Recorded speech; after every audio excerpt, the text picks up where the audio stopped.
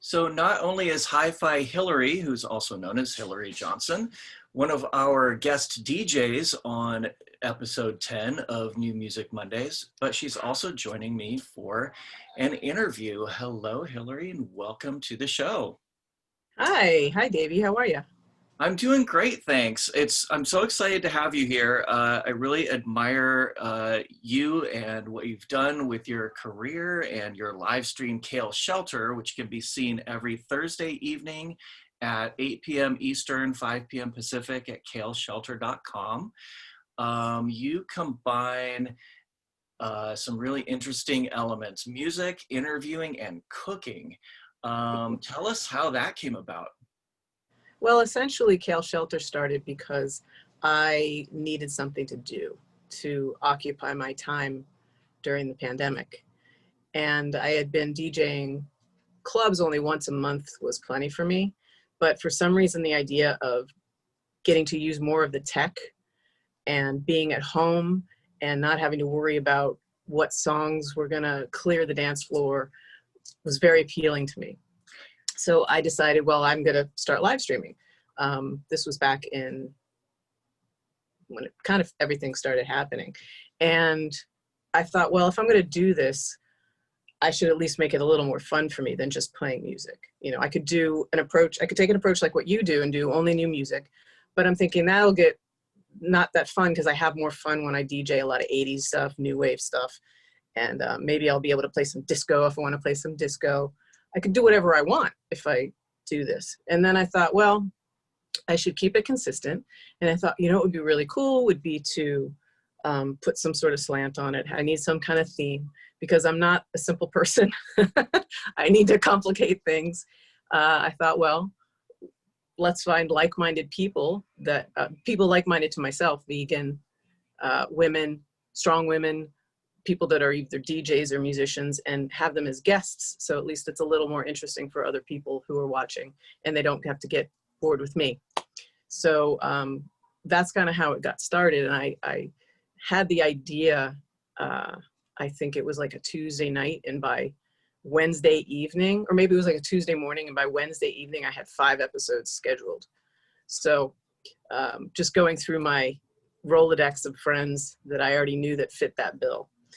And the cooking aspect, and so essentially I wanted to be able to interview them and help promote them because I knew I wasn't going to do this for payment. I wanted to be able to at least use the platform to support whatever charities, you know, animal related rescues and things like that. So as sort of an exchange for doing it that way, I figured let me at least help promote these people that I was going to interview so that if I couldn't pay them, at least they can use it as promotion. And that's how the interviews came about. And also it's cool to hear people's voices rather than just see them. So the DJs that actually go on the mics, I think it's great. And anytime there's interviews like on your show, yay, I think it's really cool too. So the cooking part, that just kind of happened organically. No pun intended. The idea was just for the guests to do a short little video of something else that they liked other than DJing, other than playing music, other than anything music related. And because the topic or the theme is vegan, it just sort of became cooking. So not everyone does cooking video, but it has become the main thing. For sure. Yeah, that's fun. And I forgot that there's a fundraising aspect to each episode too. That's really cool. And that brings up a couple of questions. What has been your favorite recipe to come out of Kale Shelter? Maybe something that you've repeated yourself and really enjoy. And what's been your favorite charity?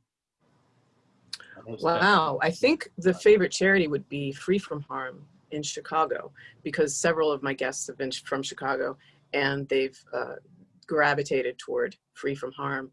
And as far as the food, there were, I had a guest from Greece who lives in Germany just last week, and she made stuffed peppers with a tofu base. And while I was editing her cooking video, I was just salivating. I was like, I want to eat these, and I don't even really like peppers. And it just looked kind of messy going in, but just the idea of and the way she presented it just made me want to eat them. right then and there. Oh my God, yummy. Yeah, we're gonna have to pause this so that I can go make some dinner because I'm getting hungry too.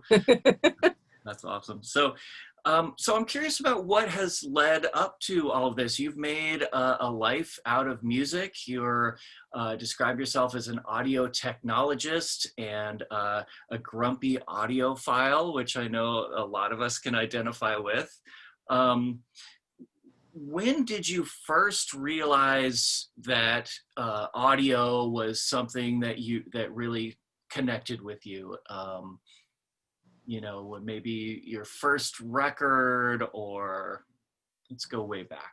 Sure. I mean, when I was a kid, I was listening to my mother and father's separate music collections. Just growing up, my dad had a lot of Billy Joel, into Ronstadt, James Taylor, that sort of thing, and my mom had the other end of the spectrum. She had a lot of Chic, and I mean, I guess she had some Linda Ronstadt too, Fleetwood Mac, uh, more upbeat party kind of stuff. And somehow it just sort of made sense. So taking road trips to go visit from one parent to another, there was always music in the car. So music, music, music, music. And just being a, preteen, falling asleep with the radio was something I always did. Then when I got into buying music, well, not me, I mean, my parents would buy it for me. When you're a kid, there would be, records. Mom, take me to the record store. I want to buy this and that. Okay, well, you're only allowed, X amount of dollars worth of records this month, or this, whatever, this fiscal quarter. And I remember I had a cassette tape, a store-bought cassette tape that broke. The tape itself broke. And I was probably 10, 11, and I just kind of put it out on the table, and I got some Scotch tape, and I kind of cut the ends so that it wasn't fraying and all messy. And I put the tape there, and I cut, and I just kind of, and then I used a pencil to screw, to put it back in the cassette tape, and I fixed my, Wow. whatever that tape was. I don't even remember what it was. So, I mean, that sort of thing kind of, I think, sparked some interest. And then I used to make mixtapes for everybody, like everyone else my age did. And then going into high school, I had a weird life of living in a lot of different places. I was always the new kid on the block, so I was always bullied. So I was used to being bullied. And then going into high school, I became a weirdo, so I was bullied even more. So what do you do when you get bullied? You just retreat, and you retreat to whatever makes you happy, and music made me happy. Duran Duran made me very happy. Just following their whole career and going to see them live, and tracking down as many of their EPs and imports and all that stuff made me sort of become a record collector. And then going into college, I decided I would work at the radio station so I could play music for other people. It's kind of like the equivalent of making mixtapes. In your high school, you make mixtapes. In college, you do radio. After college, you become a club DJ, or you do what we're doing here. And yeah, so as far as the tech, when I was in college, I also worked in my in the production studio at the station, and then I did an internship at a radio station, a bigger radio station, and it just all sort of fell into place from there. After college, I knew I wanted to move to New York when I was in high school, and then after college, I got a job at a recording studio in New York through some friends. Whole long story, doesn't matter. And I came up to New York, and that was it. Studio life for me. So there's never really a question. It was just kind of like, this is just what I'm going to do. Yeah. Yeah, I think when I was like 16, I knew that I wanted to work in the music business in some way. I thought it would end up being in graphic design. I thought I wanted to do album covers. But I think I soon figured out that I had more of a technical background, or understood how things worked. I was always the one hooking up the VCR, or playing with the rabbit ears, or fixing the antenna or something like that with the TV. And so it just kind of made sense. Mm-hmm. When did you start interviewing people? When did I start? Well, I wrote for a while for a DIY style recording zine that became kind of more of a magazine called Tape Op. And I would do interviews with bands and recording people for that. I mean, that was probably, it's probably been 20 years. I haven't done that in a while. That's been a while, but I think that's probably where I started. I actually, to even go back further, I think in college, which is now 30 years ago, I was interviewing bands that came to the station. I remember when I think the first interviews I did was with Blur. Wow. And then another one I did for the radio, the bigger radio station I worked at was with Cranes. Oh, And wow. that Allison's voice drove me freaking crazy. I was like, why does it have to be so high? Can't you talk like a normal person? But whatever, love them. Yeah, yeah, for sure.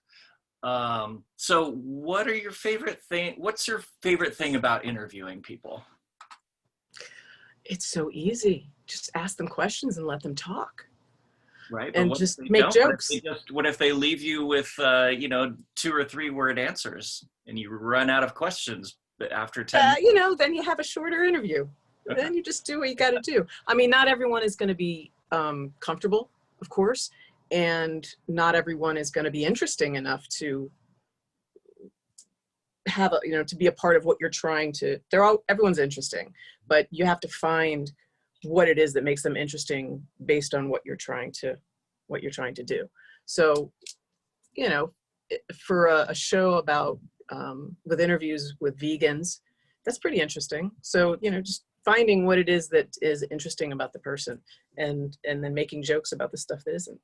Mm-hmm. Yeah. Being a ham. I really enjoy interviewing people, just, getting to know them, especially after I've listened to their music for a while, and I'm just curious about who they are and where these ideas came from and things like that. But just interviews just on their face, I think, are really interesting. Like I'm a big fan of Interview magazine, the Andy Warhol magazine.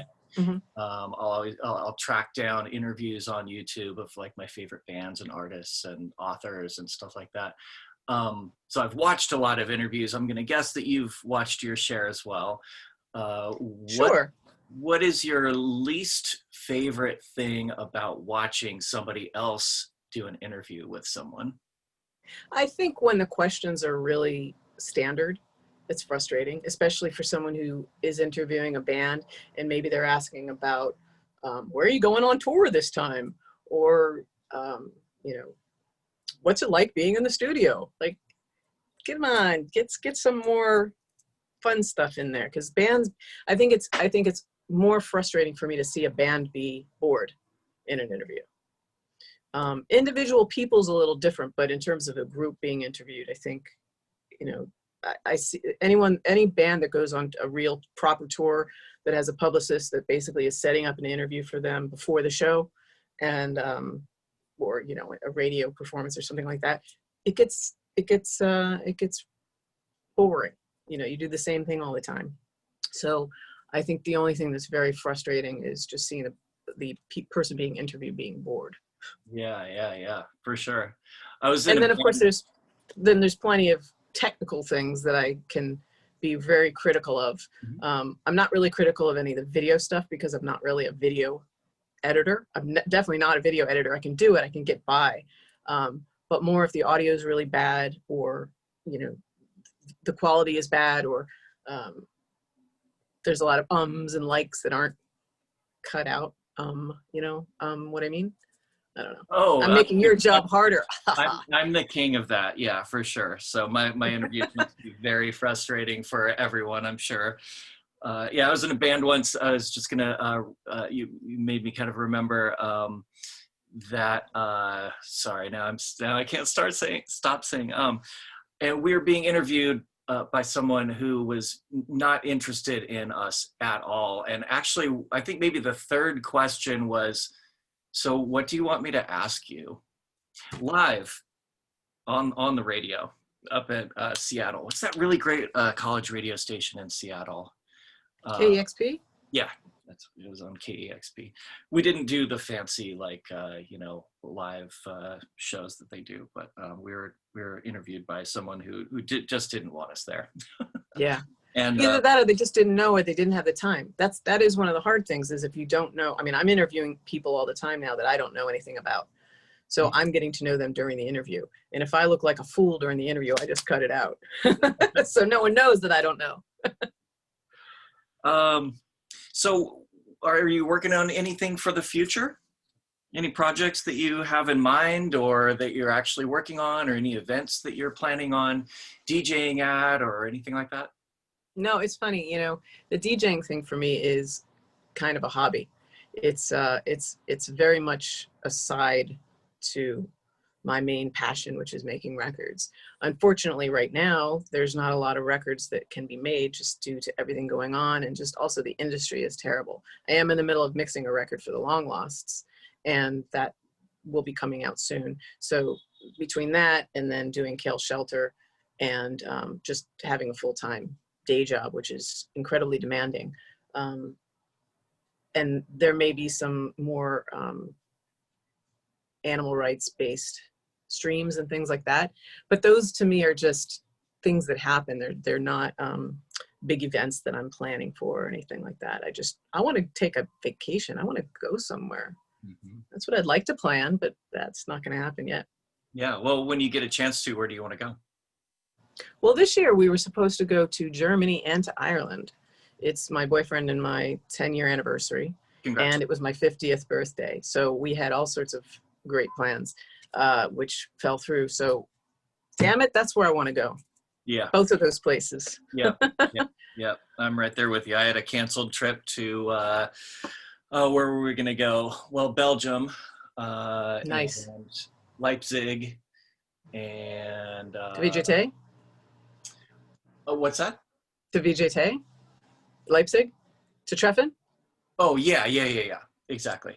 Yeah, I was supposed to perform at W Fest in Belgium, and then we were going to go to WGT in Leipzig, and we were going to go to a couple other places. I'm forgetting now, but yeah, it's funny. I mean, we're all saving money.